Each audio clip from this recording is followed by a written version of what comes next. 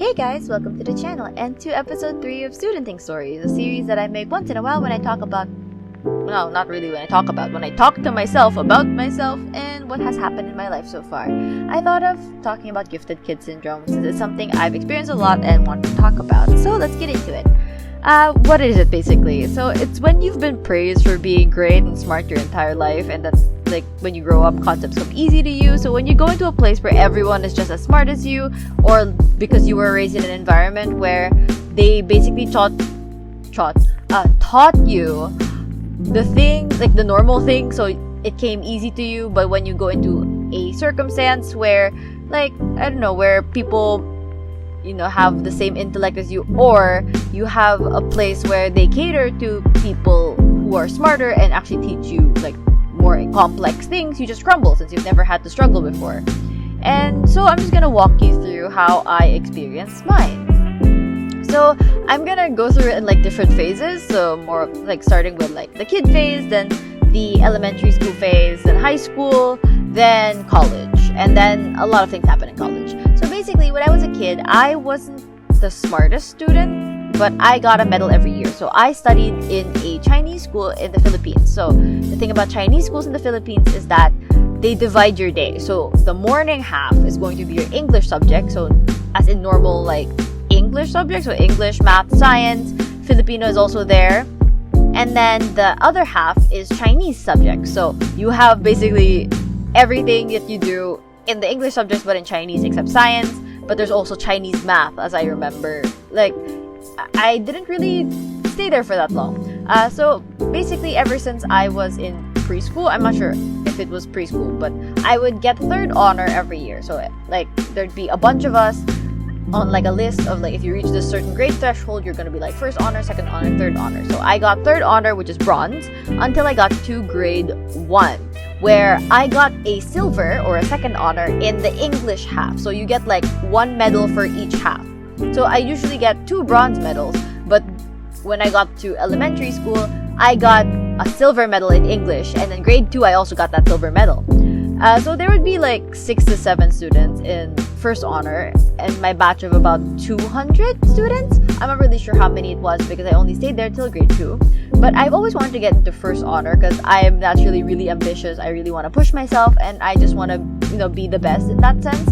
But I'd also get more rewards from my parents if I get higher honors, because like I noticed that ever since I was getting like the bronze medals, and then the year that I got the silver medal, I got more rewards from my parents for getting the silver medal. So then I thought, hey, why not just try to go for gold?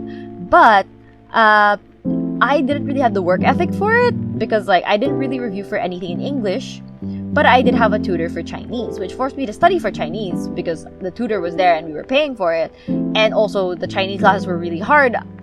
So you need a tutor to like get through it, unless you have a family that can actually teach you. So it's really rare in that school to not have a tutor for Chinese, but some choose to have a tutor for English. I didn't, because a tutor for Chinese and a tutor for English is paying for 2 different ones.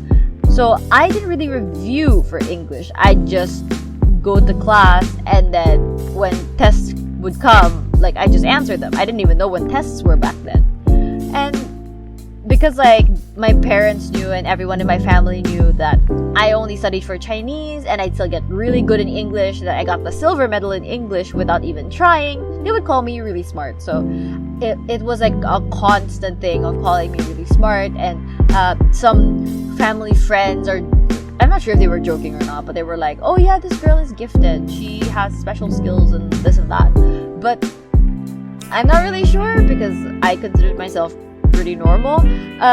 But the thing is, because of that like smartness thing, that there would always be expectations for me to go to UP and become a Summa. And I didn't even know what Summa was at the time. So let me just explain what it is if you guys don't know about it. So when you're in college in the Philippines, there's still like an honor system for college.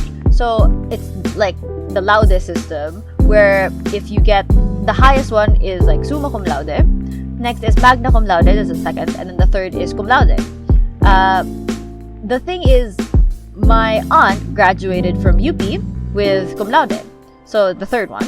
And there was a push for me to go to UP as well ever since I was around like 4 or 5 years old. And like, there's pressure to get into UP and graduate SUPA. And yeah, as a 5-year-old, you don't even know what that is. So if you get like tapped on the shoulder, tapped on the head, tapped wherever, and they go like, yeah, this girl is going to UP and she's gonna graduate as a SUPA, and as a child you have no idea what that is, so you just nod and smile. But yeah, that's the thing that like I was put under ever since I was young, that like I would go to UP and I would graduate with the highest award that the school would be would give me. So when I moved to my like homeschool phase, which is like grades 3 to 6, I lost a competitive edge when I moved. Basically, I lost a competitive edge because when I moved to homeschool, the only person that I would interact with regularly that was a child, or that was not even close to my age, that literally was a child, would be my sister. I wouldn't really have like classmates to compare against. I don't really have classmates to discuss the topics with, and I couldn't really discuss it with my sister because at that time she was a preschooler, so she wouldn't understand my lessons either. It's all self-study, and my grades dropped a lot. So my average back in the Chinese school would be around like 92 to 93. That would get me to like 3rd or 2nd honor. But when I got to homeschool, it dropped to around 83 to 84 average. I know that I didn't put that much effort. Like, I still did the same thing I did for the Chinese school, where I just didn't review for anything. I just went with the test with whatever I could store in my brain. But it was really low, or not exactly really low, but low compared to what I used to get before. I was sad that it was low, but I kind of didn't care at that point because there was no honor system, there was no comparison system.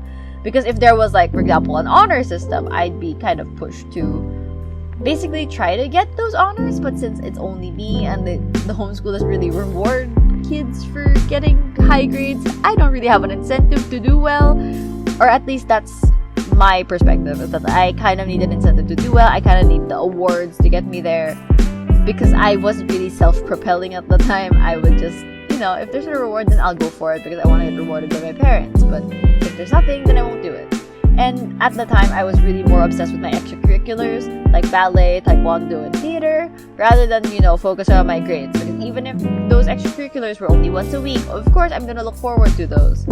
So the same low effort as before, but since I don't have the competition aspect of it, I got pretty bad grades because I had no one to compare myself against, and I didn't know that I thought that maybe, every homeschool child is getting like 82s and 83s in their tests. Maybe this is just really, really hard because it's not adapted for the Philippine context, because I was studying with books from the US. So I was like, maybe it's just not adapted to the Philippine context. I don't know these types of things because these are just not the things that they would teach me here. So I kind of just gave myself a bunch of excuses to why I'm not doing well. But yeah, in hindsight, I really think it's because I didn't get any awards and I didn't really have the comparison from other people.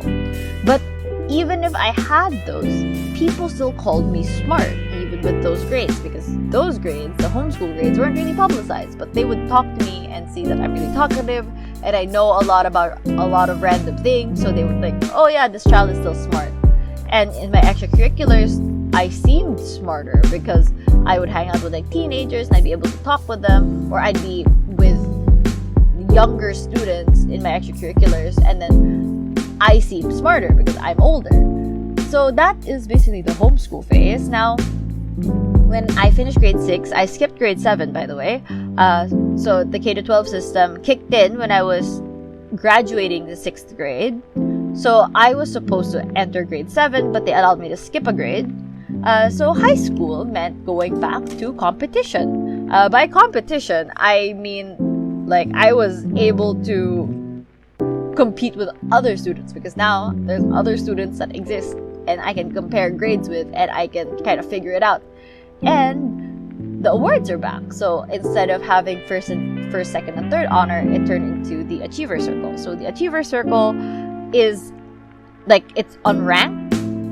Yeah, so the thing about the Achiever Circle is if your average is 95, you get into it. But so that's it. Like, it doesn't matter if you get like a 96, 97, 98. If you get 95 and above, you're just in, and they don't announce your grades while they announce. they announce your name during the awarding. They don't tell you your grade. So you just know if you're in or you're out. And you don't even know your grade until, or like you don't even know if you're part of it until the awarding, because they don't give you your report card until after. So yeah, I got into it in my first year back in high school, so that's the 8th grade. But the gifted kid syndrome started to creep in at around 9th grade. Okay, so this is where it gets a bit more serious. I don't exactly know how to like explain it, but basically for 9th grade, I still didn't review for classes. I made it through 8th grade without really reviewing, so I was thinking, oh yeah, that's fine. I made it through 8th grade, made it through Achievers, got an award for it, got my parents happy again about my grades. And then bio came along, and it was a struggle, like a legitimate struggle, because we were learning about human biology, so we had to memorize all the parts of the organs and all the parts of the heart and how it travels around the body and stuff like that. And that was really where I had a hard time, because it wasn't just a keep it in your head type of thing. It's not just like a process that you just have to, I don't know, just have with you, or just a bunch of things like for English, like what is the intention of this author, and you're just like, yes, this is the intention, or like you just wing it because it's an essay question. It's literally human biology, so if you don't know the term, you're dead.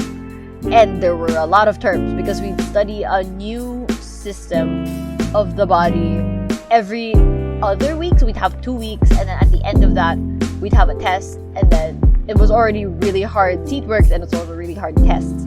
So I started getting bad grades again for that subject, around like 82s, 83s again. So I was getting really scared, because I knew that my parents already expected more from me again, because I was at regular school and I was able to get good grades when I moved back, contrary to what I got in homeschool. So if they see me slipping and getting back my homeschool grades, I was a bit scared that they were just gonna, I don't know, discard me as a fluke or something. I don't really know what I was thinking that they were gonna do to me, but I was really scared for my grades, because I wanted to keep proving that I'm smart. And because when I was entering high school, my dad actually talked to me, like pulled me aside and was like, we want you to go to UP. You want to go to UP too, right?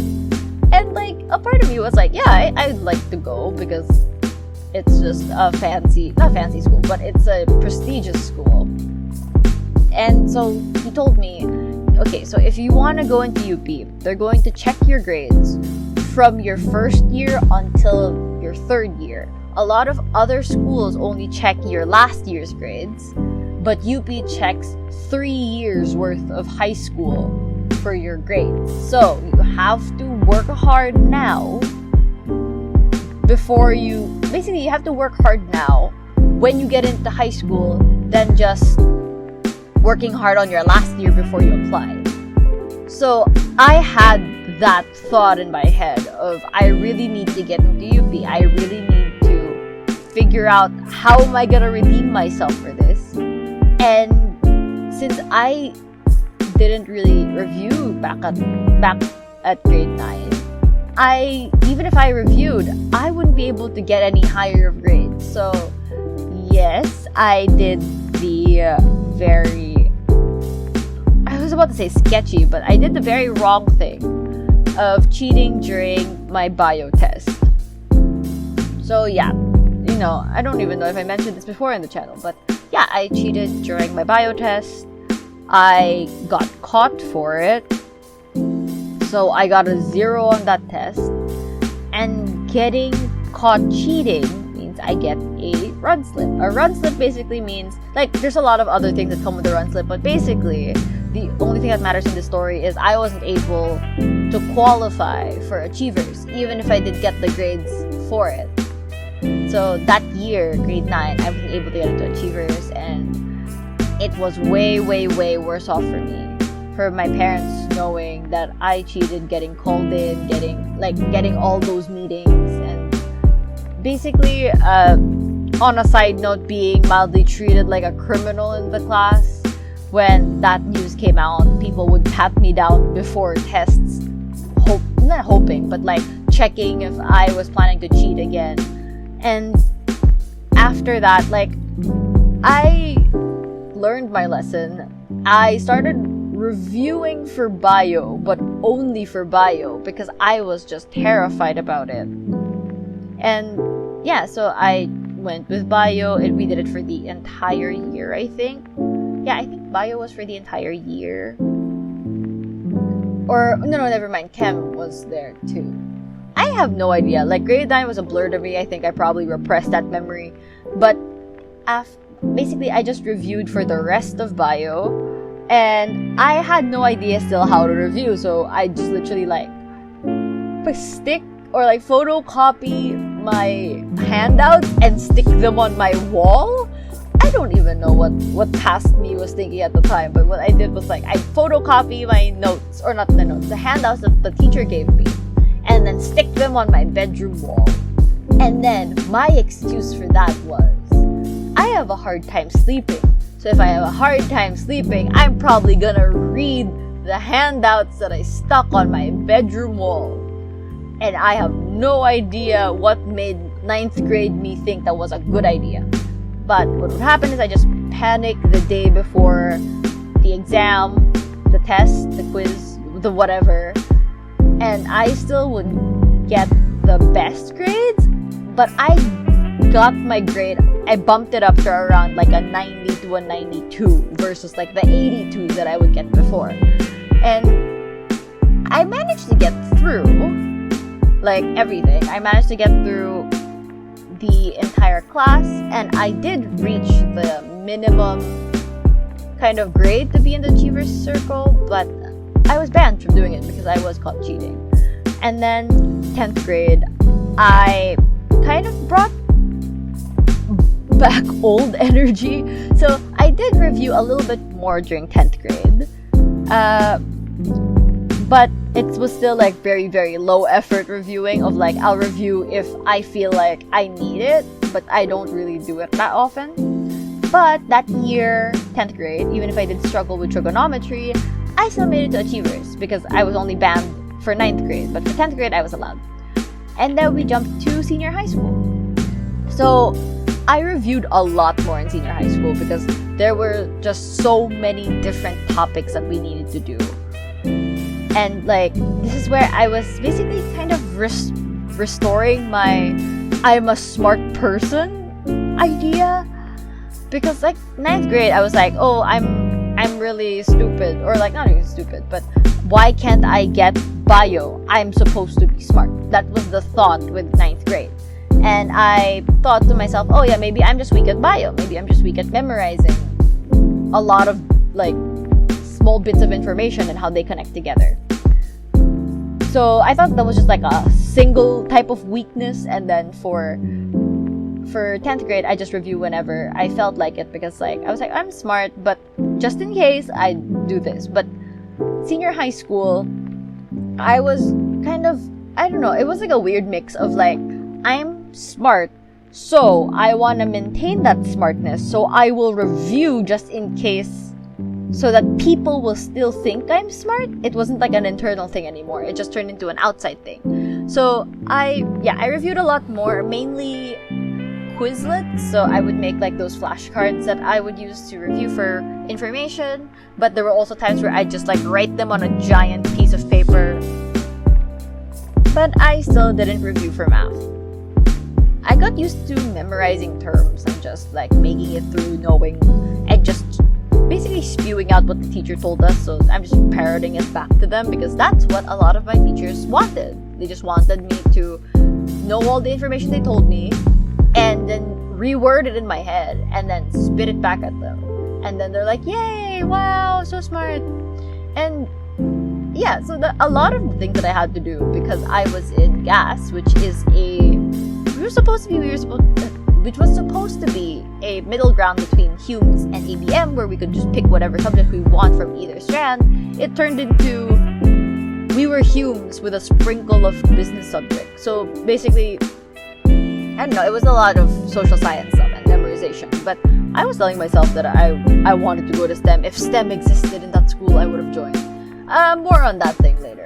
But after 11th grade, I kind of improved my study habits a little bit more. And when I was applying to UP, I was terrified because, of course, being given the idea of you're a smart person, you should be able to pass UP.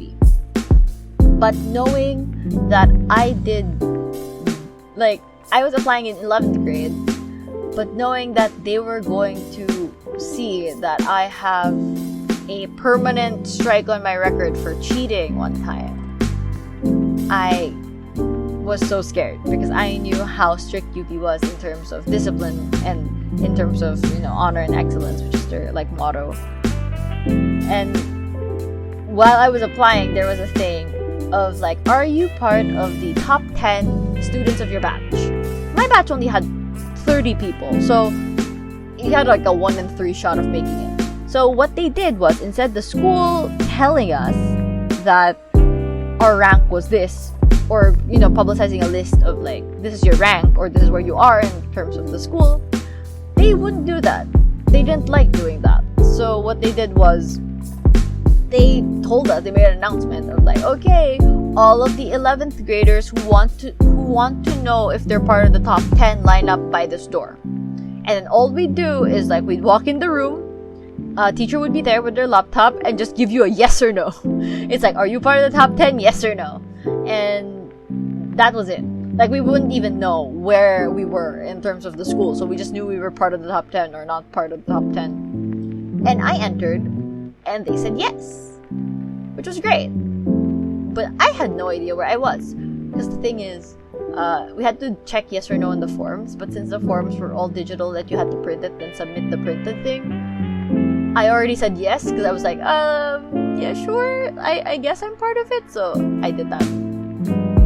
And the thing is, after that, is that someone managed to sneak a peek at the actual list, which was so, I don't know, it was just such a dramatic thing for all of us back then.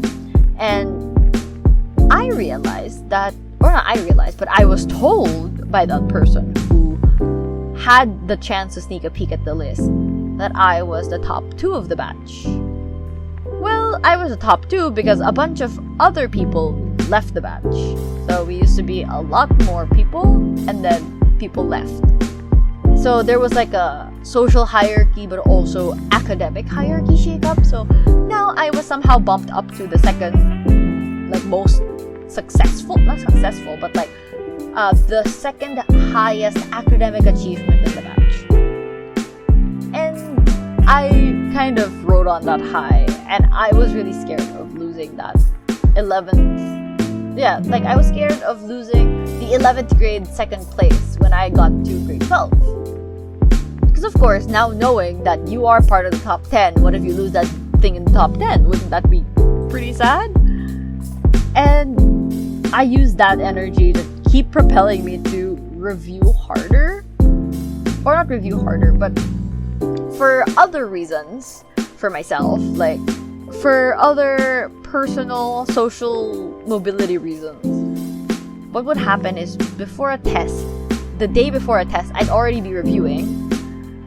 And then once I get to school, I didn't review at all. And all I did was walk around the classroom, handling people's questions. If people needed help to review or didn't know the answer to this thing, I'd be the one they'd call, and I'd be basically the class tutor, and I'd help everyone. But that means that all the reviewing that I had to do was the night before, because I had to review enough to help everyone. Yeah, that was how I reviewed basically back in grade 12. And then after all of that, I still got high honors, which was great. So I still got high honors, graduated with high honors. To explain, when I was 12th grade, DepEd, which is the Department of Education in the Philippines, released a thing that you had to label your award system. So honors with graduating, or moving on with honors, with highest honors. So instead of just getting the achiever circle, which is 95, you make it in. With honors is 95 to 96, like way past 96. And then high honors is 97 to 98, and then highest honors is 99 to 100. So I graduated with high honors, but bordering on highest honors in grade 12 graduation.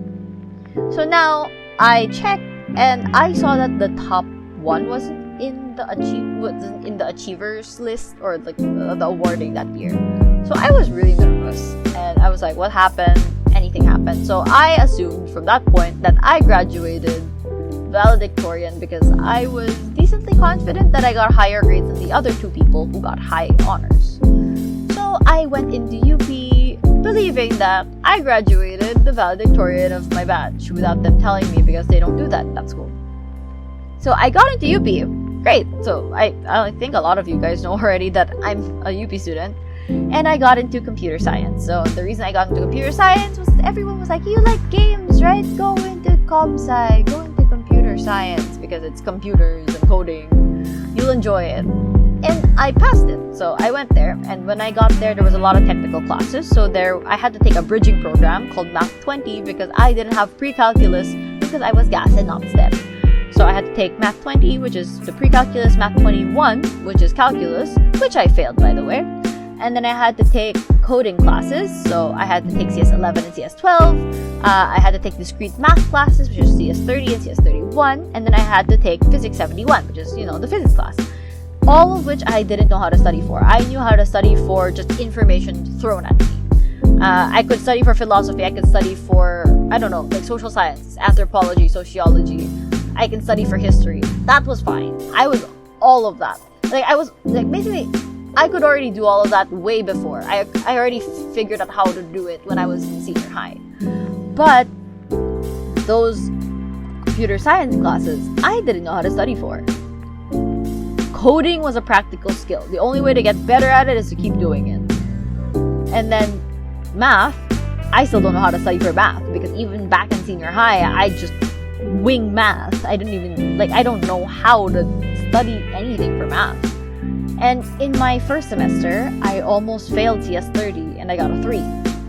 The thing about CS30 is that it was discrete math and I really didn't understand how the class was going.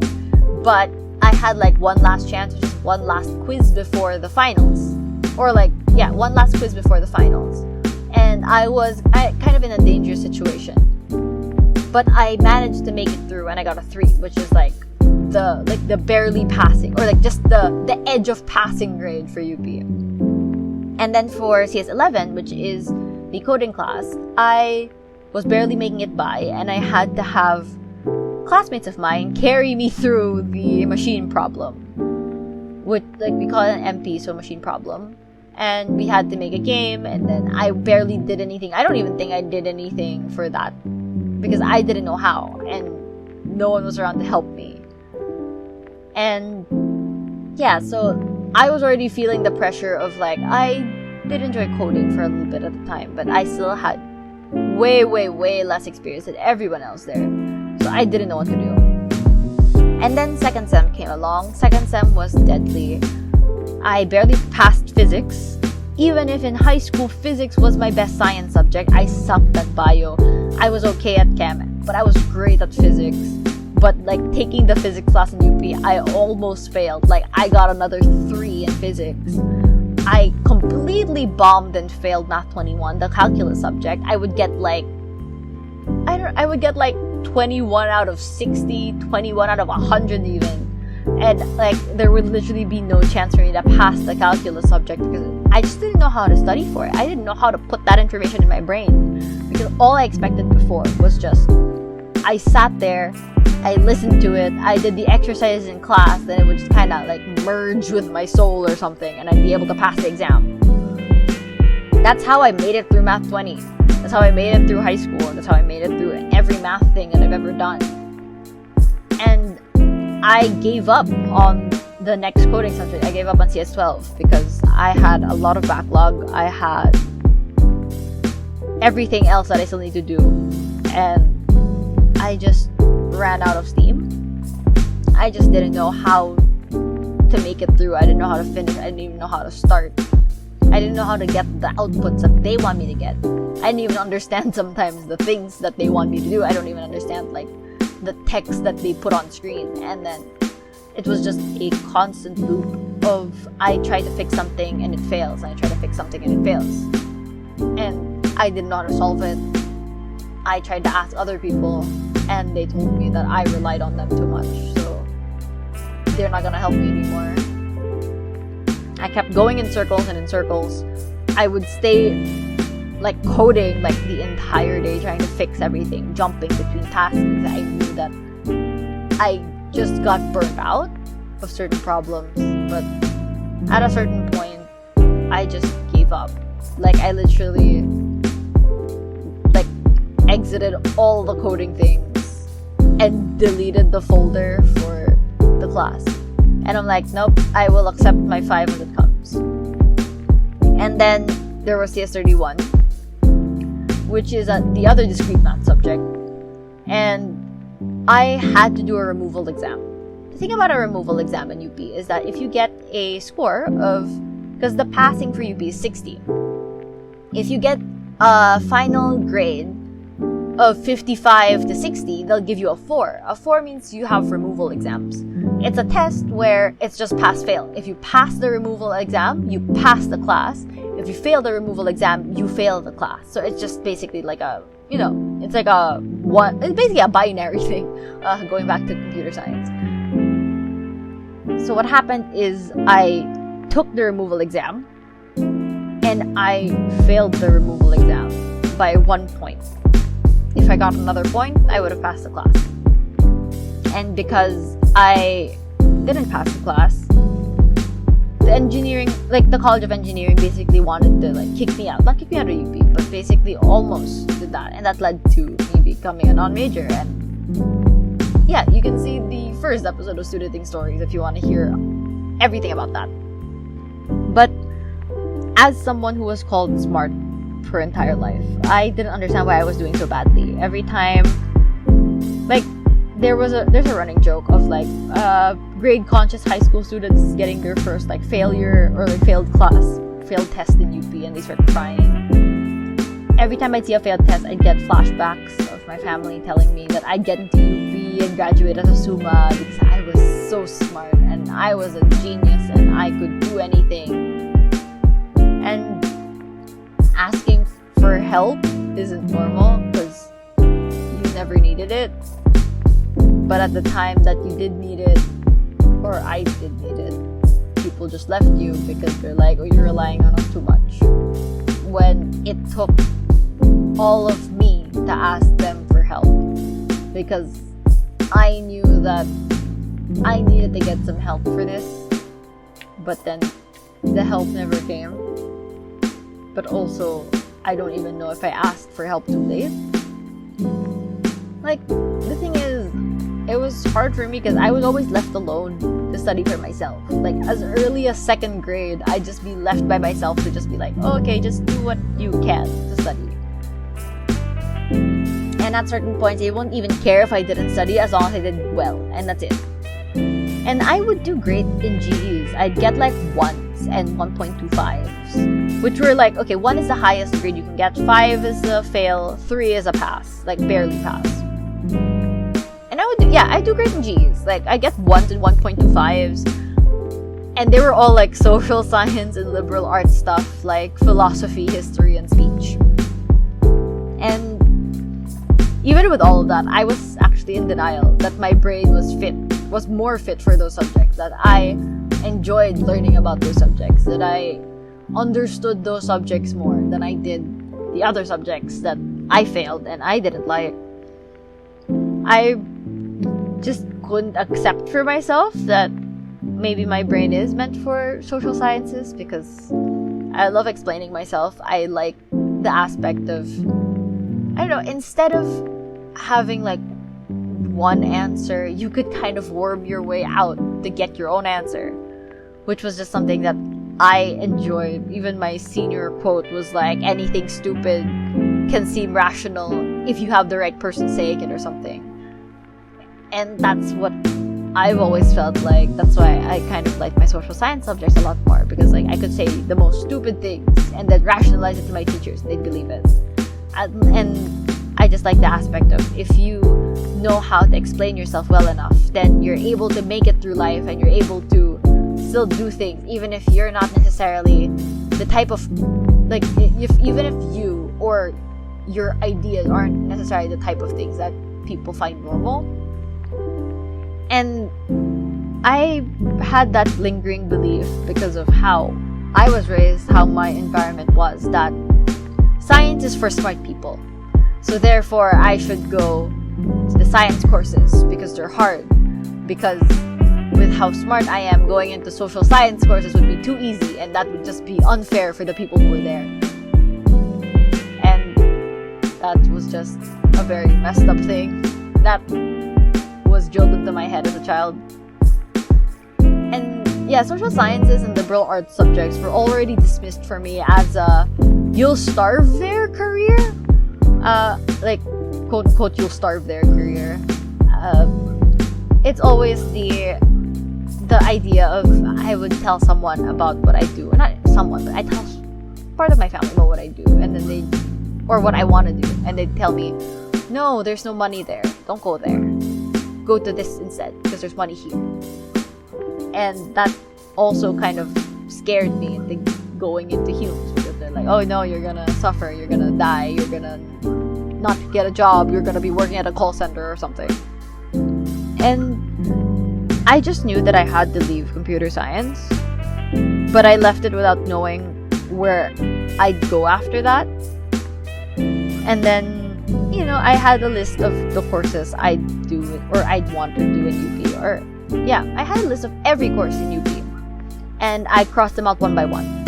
And I didn't want to take calculus again, which I already failed and I don't want to take ever again. So I basically just crossed out all the science and engineering courses. Like, I'm not doing that because they all required Math 21. I don't want to go back to calculus. And I took GEs for 2 years. That's my non-major life.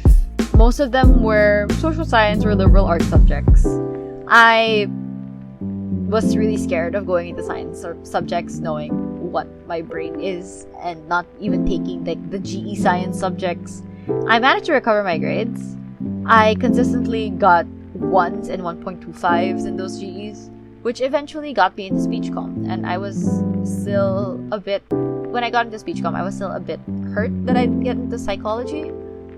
I was planning on going to BS psychology, just, I don't know, because I think a part of me was thinking like, oh yeah, I go to social science, but it's still like Bachelor of Science. So it was like, oh yes, it's a smart subject. And now I know I shouldn't really think that way.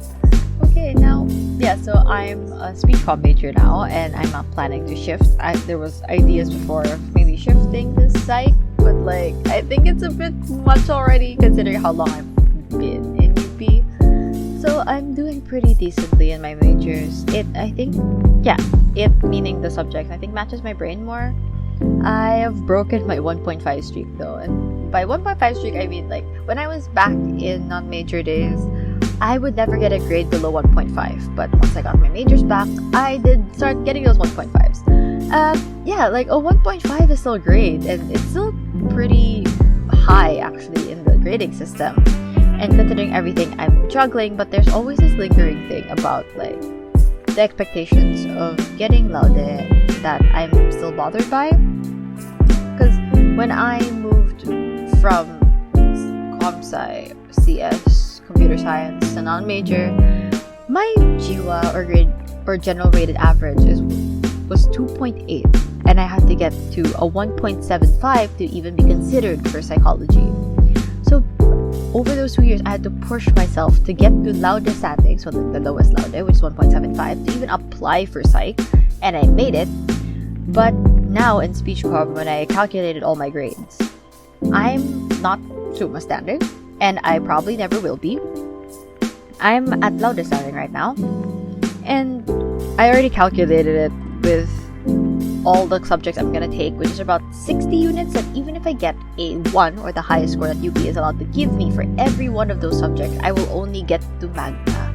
I will never get that Summa award that was, I don't know, expected of me from like age 5. And I thought about doing this type of studenting stories because my batchmates are graduating. Batch 2018, the batch that I entered UP, is graduating, and a bunch of people that I know are graduating summa in computer science. It's sad for me knowing that I'll never be able to reach summa and that I'm like way delayed compared to the people who went into it with me. And I do still sometimes feel really stupid in UP about like subjects that I find like really hard and having everything to juggle still. But I know that I'm still doing my best with what I have. I'm with people who are in general under the label of smart people. Everyone there is smart, like quote unquote smart. And the curriculum is also made by other smart people, so of course it's gonna be hard. And it's just thoughts like that I have to keep like telling myself just to make sure that I'm processing everything properly.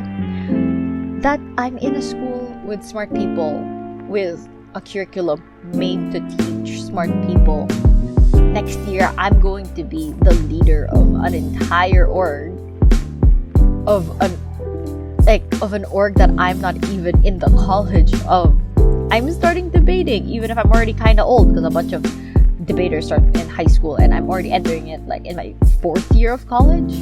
I have this channel that just reached 500 subscribers, which is but is also really big. And I managed to pull myself out of a 2.8 and get the loudest standing, which is already a huge feat by itself.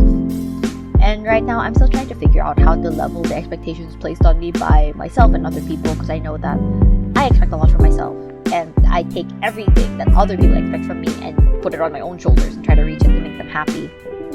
But right now, I'm focusing on having a more holistic college experience, having fun with my time, and not just putting myself in like a box to just keep working, getting better grades, and getting a 1 in every subject.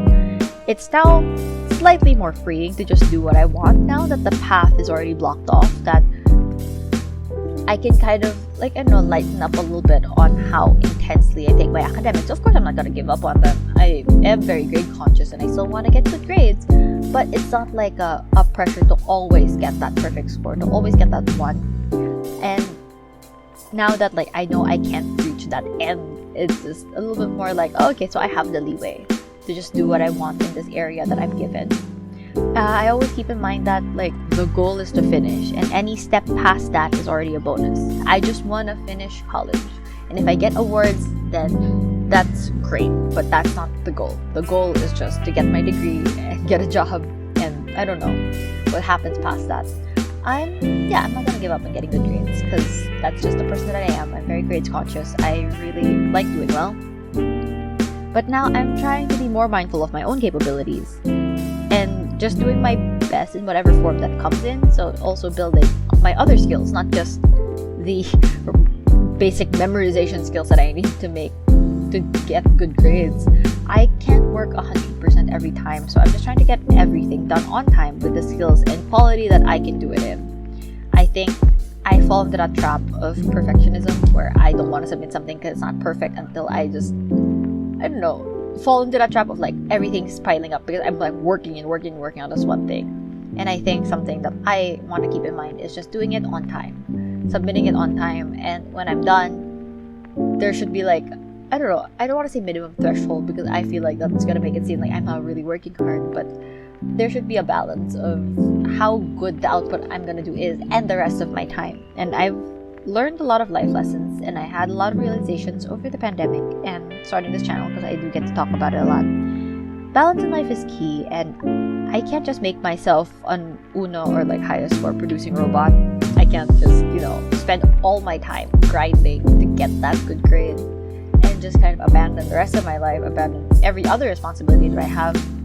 I understand now that like it's still a work in progress, but I understand that I'm smart, but I'm not a genius and I'm not perfect. I can process things quicker than some people, but only limited to certain topics that my brain kind of likes working in. I can make mistakes and I can fail, but that doesn't make me stupid or less than another person, or just makes me just stupid in general.